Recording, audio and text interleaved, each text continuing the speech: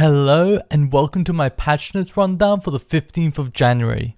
This week's update introduces even more changes to Vorkath as well as an amazing graphical rework to the whole continent of Kandarin. Without further ado, let's get right into it. The contents of a Death Warden Nexus are now visible after death. Reduce the number of Zemrugal voice lines during the Battle of Throne 3 encounter.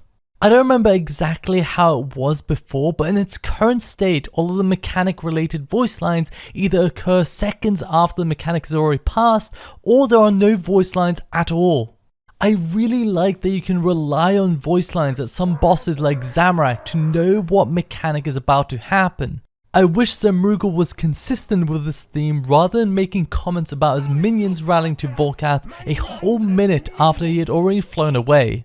Vorkath's hovering breath attack damage now lines up with the animation accurately. It definitely is spot on, however the problem remains where it's difficult to distinguish exactly what tiles are being hit, especially when layered on top of the bone spike animation. Death Skulls now correctly prioritizes and bounces back to Vorkath after killing a skeleton shielder.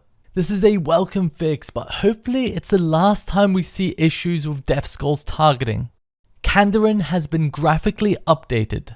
I think this looks amazing, especially the mountains. They look handcrafted, which really gives them a natural and rustic aesthetic. However, I think the RD zoo cages being changed to wooden fences looks a bit silly. What's stopping these wild and to an extent dangerous animals escaping their conservation?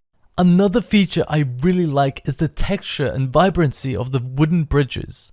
I would love to see this on more wooden structures like the fences surrounding the area.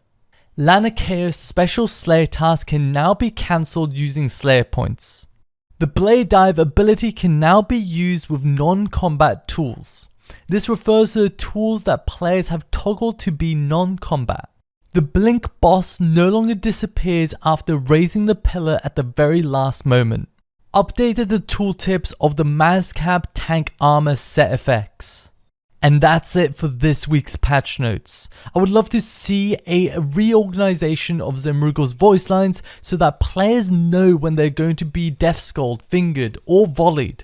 Anyways, that's it from me. Thank you for watching and take care.